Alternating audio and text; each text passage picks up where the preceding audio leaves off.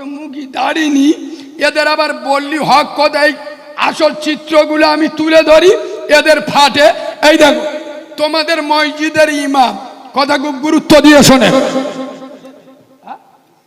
ও ইমাম সাহেব নিচে গেছে, যাই হোক আপনাদের মসজিদের ইমাম খুব গুরুত্ব দিয়ে শোনে, যদি দাড়িটা চেঁচে আর পোল্ট্রি মুরগির মতো হয়ে মসজিদে নামাজ পড়ায়, এ বাবু এখনকার জন মধ্যরা সব দাড়ি চাঁচে দেখেছে? কি দেখেছে? বেলেট ইয়ে দিকতেও মেরেছে, ইয়ে দিকতেও মেরেছে, মানে গাছও কেটেছে, গোড়াও উবড়ে দিয়েছে, জিপ দেওয়া ঘইলে কিছু বুঝতে পারবেন না, পুরো কুকুরের ভাইরা ভাই, বুঝতে পারেন? আপনাদের মসজিদের ইমাম যদি দাড়িটা পোল্ট্রি মুরগির মতো চেঁচে আর মসজিদে দাঁড়িয়ে নামাজ পড়ায়, আয় আব্বা ওই ইমামের পিছনে কেউ নামাজ পড়বে? কথা বলে না কেন?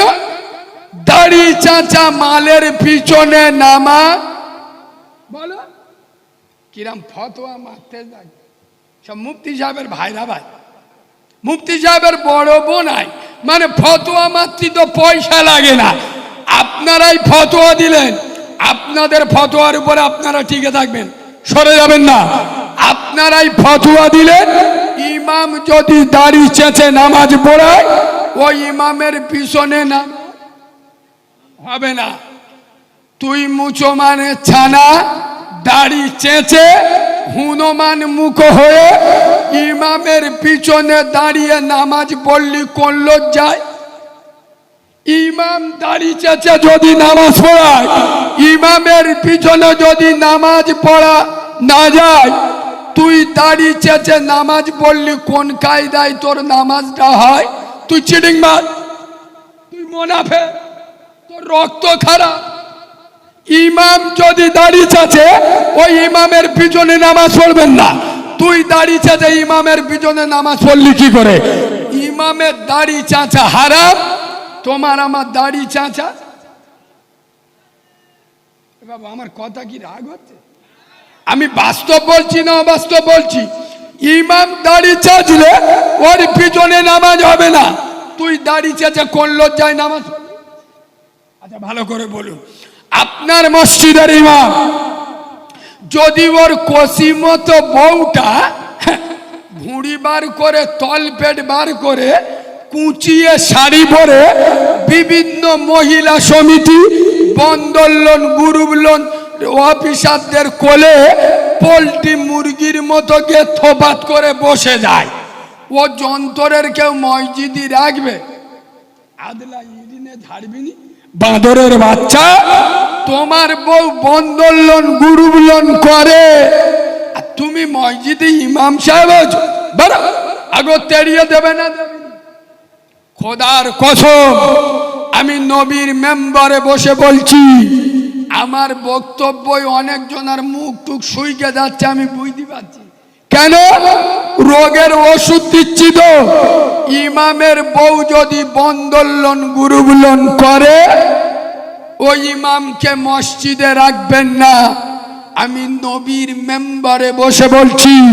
এই তরুণীপুরের মাটিতে, সৌরভনগরের মাটিতে 100-র মধ্যে 98টা বাড়িতে বন্ধন লোন গ্রুপ লোন চলে। এরা কোন লজ্জায়, কোন শরমে খোদার ঘরে ইমামের পিছনে দাঁড়িয়ে নামাজ পড়ে? এদের লজ্জা নয়, শরম নয়, হায়া নয়, এরা মুনাফিকের বাচ্চা, এরা মুসলমানের বাচ্চা হতে পারে না। ইমামের বউ বন্ধন লোন গ্রুপ লোন করলে মানে যত দোষ নন্দ আমি করলি চলবে।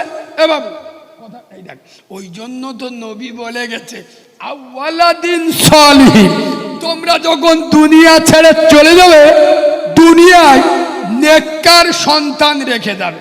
কি সন্তান? নেককার, দিনদার, সুআওলাদ রেখে যাবে। আমরা রেখে যাই, কে বলেছে না? আমরা 2টো এঁড়ে গরু, 3টে রাম ছাগল, 1টা ভেড়া, বলতেছি মিলিয়ে এলো। তোমাদের এদিকে এখন লোক গরু বসে গরু দেখেন, বলে না নাকি, ও তো আজরাইলির খালা তো ভাই রে। এ বাবু গরু দেখেছেন না দেখেননি? আচ্ছা গরু পেশাব করে দেখেছে? আচ্ছা গরু পেশাব করে মেশিন ধোয়, কথা বলে না গরু, এই যুবক ছেলেরা বলে না গরু পেশাব করে মেশিন ধোয়, আমাদের মুচমানের ছানারা পেশাব করে কলম ধোয়। ইমাম সাহেব গিয়ে ধরে এ করিবে, তুই তো মাধ্যমিক পাস, বলে হ্যাঁ।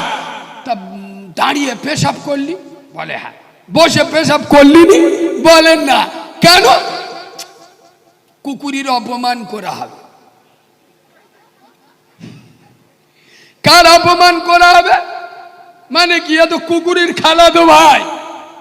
এ বাবু খোদার কসম, তোমার মসজিদের ইমাম মসজিদে বসে আছে, গ্রামের একটা লোক গিয়ে বলছে হুজুর আমার বাড়িতে একটা কুয়া আছে। কি আছে? কুয়া। আমার কুয়াতে একটা মরা ইঁদুর পড়ে গেছে, বিরাট দুর্গন্ধ বেরোচ্ছে, কি করব? তা হুজুর বলে এক কাজ করো, কুয়া থেকে 70 বালতি পানি তুলে ফেলে দাও। আব্বা কথা খুব গুরুত্ব দিয়ে শোনে, এ বাড়িতে এসে 70 বালতি পানি তুলে ফেলে দিয়েছে। দেখতেছে তমু কুয়াতে দুর্গন্ধ যায়, ফের 70 বালতি পানি তুলে ফেলে দিয়েছে।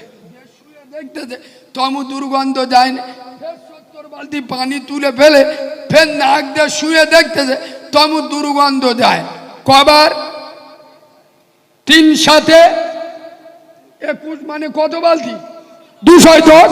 মোল সাহেব ফেলতি বলেছিল ক বালতি? 70 বালতি। এ মাছ 210 বালতি পানি তুলে জব্দ হয়ে গেল। এবার আদলা ইট নে ইমাম সাহেবের খুঁজতে, বলে মেরে মাথা ফেটিয়ে দেবো। আয়াব্বা মৌলবীরা কি জিনিস তো এরা জানে না। আমি এই 2-3 দিন আগে একটা জলসায় গিয়েছিলাম আমাদের দক্ষিণ 24 পরগনা। আমার বলতে কালিমুল্লা ভাই আমার মাইনে 3,500, একটু স্টেজে উঠে বলো। আলি দোষ তো তোমার, তুমি মাদ্রাসায় কি পড়া পড়েছো? এই মাঘ মাসে ঠান্ডার সময় অত উজু করো কেন? ঠান্ডার সময় উজু করতে গেলি তো তোমার ঠান্ডা লাগতে পারে, তা ঠান্ডা লাগলি ডাক্তারখানায় গেলি তো 1000 টাকার ওষুধ দেবে, তা তোর মাইনে তো 3,500। যদি 1000 টাকার ওষুধ কিনিস থাকবে কত? 2,500। শালা তুই কি খাবি, তোর বউ কি খাবে, তোর বাচ্চা কি খাবে? 15 দিন উজু করবি, বাকি 15 দিন ওই উজু চালিয়ে দিবি। কথা বলেন, বিনা উজুই বাপের জানাজা পড়িয়ে দিবি, শালা ফেরেশতারাও ধরতে পারবি। পাগামি গোলার জায়গা নাই। মৌলবি বলছে শোন, এই বিয়াদবের বাচ্চাই শোন, তোর আমি 70 বালতি পানি তুলে ফেলে দিতে বলেছি, তুই 210 বালতি তুলে ফেলে দিছি, তবু দুর্গন্ধ যায় না? বলে না।